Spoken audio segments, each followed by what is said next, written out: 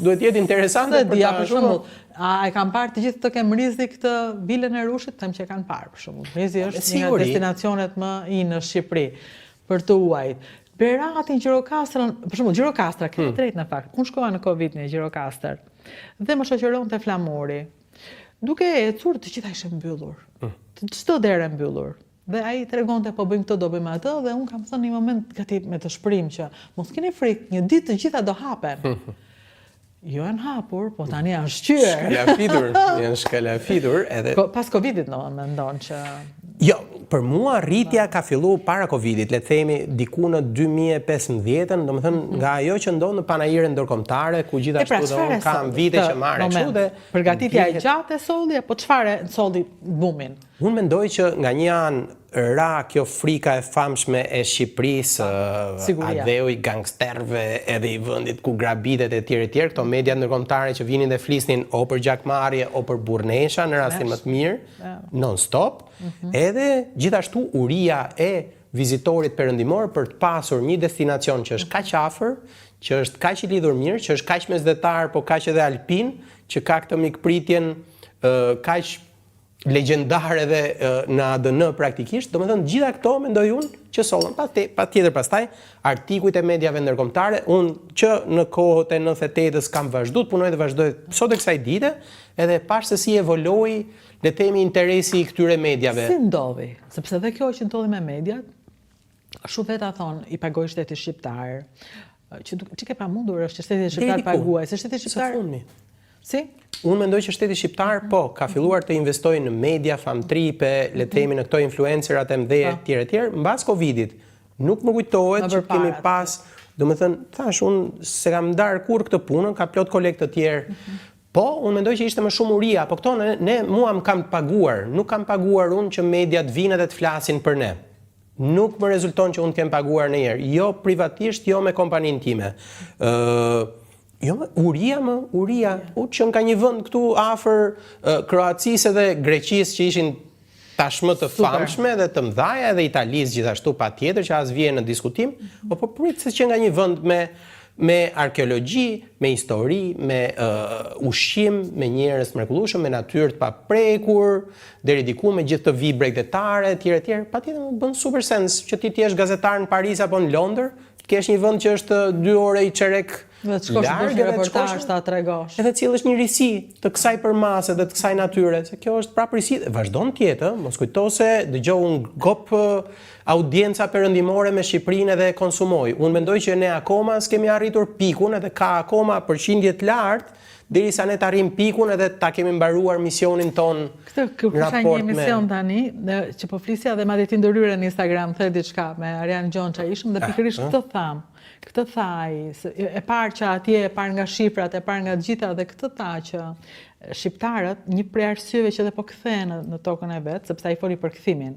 Që nëse pranojmë, ne themi s'po kthehemi, po ikim. Është e pamundur me pranë? Jo, s'ka kush ri këtu kanë ikë të gjithë. Dhe ai tha, po kthehen, tha, dhe një prej arsyeve është edhe kjo që e pa me syrin e botës shtëpinë tonë. Edhe ata thanë është e bukur, ne përsëritëm është e bukur. Dhe ndërkohë shifrat flasin për kthim. Sepse ai thot, unë po punoj atje për 2 lekë. Këtu mund të marr 1, po shtëpia është imja, dhe njerëzit bëjnë ca llogarira të tjera për jetën dhe nuk po kthehen vetëm në kush kjo, nuk e di këtë. Kjo është Instituti i Arteve, oborret e brendshme të institutit që janë të mrekullueshme dhe kanë plot punë të shkuara dhe të tashme, të studentëve aktual gjithashtu, edhe unë herë mbas here futem aty dhe eksploroj kur jam me gazetar apo dhe me vizitor. Se i çon kudo. Dera për Bri është një zotri, tash i kërkoj shumë falje, nuk më kujtohet emri, po ai është një pinjolli një familje tiranase muzikantësh, ai është le të themi një nga akordusit e vetëm të pianove në Shqipëri. Herë mbas here ata e pajtojnë dhe e çojnë në Zvicër që ta akordoj piano, për shembull, herë mbas here dhe jati atij është mes të tjerash autori Lule të bukura ka Tirana. Ai është që ka kompozuar këngën. Kërkoj shumë falje për emrin, po dushja gjej, po është absolutisht. Do ta gjejmë dhe ta kërkojmë edhe vetë nëse ai dëshiron të flasë. Plot histori ka. Këtë mendoj kur më thon ndonjëherë çfarë të bëjmë, unë them vetëm dil nga kjo derë edhe me celular. Është fantastik që është Shqipëria. Çfarë nuk ka? Ku të pëlqen më shumë? Ku ndihesh më? Nuk po them Juga apo Veri, po ke një vend të preferuar që i çon më shumë? Dgjoj, Jo, kudo që t'iki, do me thënë, më shijon Tirana, e du fort, as bëhet fjalë, e du më fort Tirana, sepse kam këtë punën që më nxjerr nga Tirana dhe kur kthehem, do me thënë, e shijoj. Edhe jo, nuk kam një vend i shijoj të gjitha, të them drejtën, s'kam asnjë vend ku unë shkoj, o boboç më gjeti që do shkoj ke ky vend, ja kupto? Pastaj kam ca hotelet preferuara ku më del, do më thënë, në një ditë të lodhshme, ndëroj t'jem te hoteli filan. Ka probleme reklame kene fare, tregoj. Do listoj këtu Hotel Mangalemin, e Tomit edhe Valterit famshëm edhe të gocave të shtëpisë që janë të mrekullueshme, në Berat, që është hotel, le themi nga të parët që është filluar aty, që kur nuk ka pretenduar që t'jetë hoteli Tangërllikut edhe i shitjes mëndve, po që ka qenë hoteli në pikë të pari mikpritjes, edhe gjithashtu se s'gjej një fjalë shqiptare për këtë, o cozy, unë kohët e fundit kam gjetë cozy, më vjen shumë rehati gjithashtu nuk është i komoditetit, sikur të uli në pambuk.